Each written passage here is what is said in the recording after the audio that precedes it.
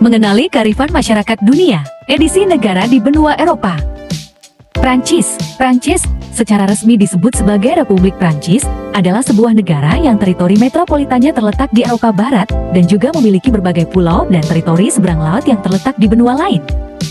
Tradisi dan budaya. Pertama, roti baguette Prancis. Baguette adalah salah satu jenis roti yang cukup terkenal di Prancis. Roti baguette berbentuk panjang berwarna coklat keemasan. Hampir sebagian besar masyarakat Prancis sangat menyukai jenis roti yang satu ini. Masyarakat Prancis sendiri menyebut jenis roti ini dengan sebutan French stick. Masyarakat Prancis sendiri biasa menyajikan roti yang satu ini langsung di atas meja. Selain penyajiannya yang unik, cara mereka memakan roti ini pun cukup unik, di mana mereka menyobek potongan kecil roti tersebut dan memakannya secara perlahan.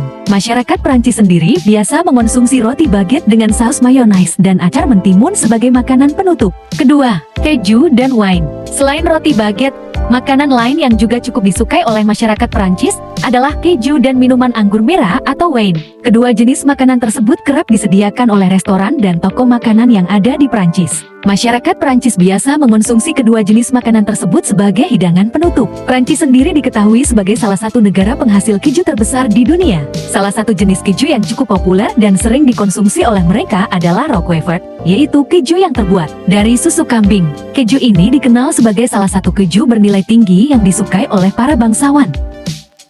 Ketiga, gaya hidup yang sopan. Seorang wanita baru saja mau melangkah keluar kafe dan seorang pria yang tidak ia kenal membantunya mengenakan jaketnya dan membukakan pintu untuknya. Di Amerika, wanita ini mungkin akan disebut seksis dan justru dipermalukan. Namun di Prancis, ini tidak akan dianggap seksis dan justru dianggap sebagai etika orang Prancis. Untuk menolak perlakuan semacam ini justru akan dianggap tidak sopan di Prancis. Ini adalah salah satu kebiasaan orang Prancis yang patut dicontoh.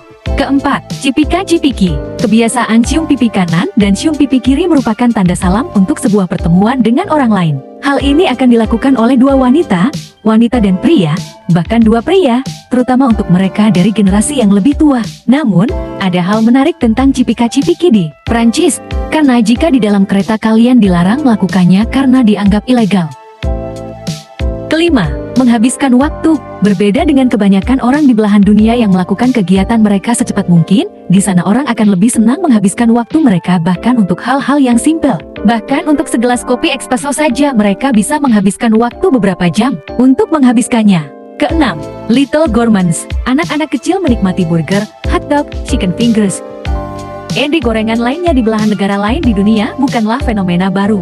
Namun di Prancis, kita akan lebih sering melihat anak-anak memakan makanan orang dewasa. Anak-anak beruntung di negara ini dapat mencicip berbagai macam makanan yang membantu mereka untuk mengapresiasi makanan yang enak-enak dari usia dini. Indera perasa mereka yang masih muda terekspos ke berbagai macam rasa yang mungkin merupakan asal muasal. Mengapa masakan Prancis sekarang telah berevolusi menjadi masakan yang kita kenal sekarang, yang merupakan salah satu masakan terenak di dunia? Ini bukanlah hal yang aneh. Kamu bisa mengikuti jejak mereka atau justru membenci mereka karena angkuhnya mereka dengan makanan gastronomi mereka.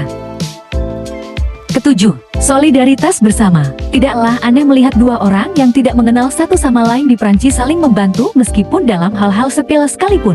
Misalnya saja, orang-orang bisa saja menawarkan membantu menyeberangkan orang buta yang sama sekali tidak ia kenal, atau membantu seorang tua membawakan barang-barang belanjaan mereka. Meski ada juga beberapa budaya yang menyerupai Prancis dalam hal ini, ada beberapa budaya di negara-negara lain yang tidak akan membiarkanmu menyentuh orang yang tidak kamu kenal sama sekali, atau bahkan menawarkan bantuan karena takut akan sesuatu yang buruk yang mungkin terjadi. Bahkan di beberapa negara, kamu bisa ditahan hanya karena menyentuh seseorang.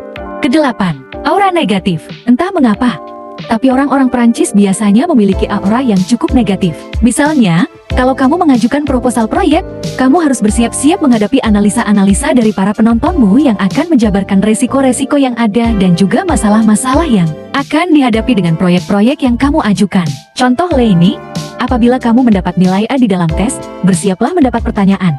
Kenapa bukan A+, alih-alih mendapat tepukan apresiasi di bahumu? Alasannya adalah karena orang Prancis percaya bahwa sekadar mengapresiasi hal-hal baik namun mengacuhkan hal-hal negatif yang ada merupakan sesuatu yang naif. Penjelasan lainnya akan negativitas ini adalah karena orang-orang Prancis percaya bahwa melihat ketidaksempurnaan yang ada merupakan tanda-tanda dari kompetensi dan kecakapan. Jadi saat kamu berurusan dengan orang Prancis, kamu perlu selalu siap akan adanya kritikan. Dan saat kamu justru mendapat pujian, Ini sesuatu yang tidak biasa. Keunikan pertama, berganti mata uang. Mata uang resmi Prancis adalah euro. Mata uang ini secara resmi menggantikan mata uang lama Prancis yaitu franc Prancis pada tahun ke-2002. Kedua, matau negara unik. Lebat, Agalit, Fraternité adalah matau Prancis. Arti matau ini adalah kebebasan, kesetaraan, persaudaraan. Matau ini pertama kali muncul pada masa revolusi Prancis tahun 1789 sampai 1799. Ketiga, hukum menikahi orang meninggal legal. Di negara ini, warganya diperbolehkan untuk menikahi orang yang sudah meninggal dunia. Negara hanya membutuhkan bukti bahwa orang yang sudah meninggal tersebut memiliki niat yang sah untuk menikah ketika masih hidup. Keempat, Menara Eiffel. Menara ini dibangun sejak tahun 1887 sampai 1889 dan dinamai sesuai dengan nama perancang dan insinyur menara ini, yaitu Gustave Eiffel. Awalnya, desain menara ini dikritik oleh beberapa seniman dan intelektual terkemuka Prancis. Tetapi, kemudian menara ini menjadi ikon budaya global Prancis dan menjadi salah satu bangunan paling terkenal dunia. Kelima, Hitler dikerjai lewat Menara Eiffel. Sosok Hitler dibenci oleh banyak orang, khususnya warga Prancis yang dulu dijajah oleh Jerman. Saat itu, pemerintah Prancis pernah memotong lift Menara Eiffel. Tujuannya adalah agar Hitler tidak bisa menggunakan lift dan harus menaiki ratusan anak tangga untuk mencapai puncak menara. Keenam, Prancis pernah menguasai sebagian kecil bumi. Prancis dulunya adalah bangsa penjajah, seperti mayoritas negara Eropa yang lainnya. Dalam melakukan proses kolonialisasi itu, mereka bisa dibilang berhasil meskipun bukan yang paling sukses. Prancis zaman dulu menguasai setidaknya 8% bumi.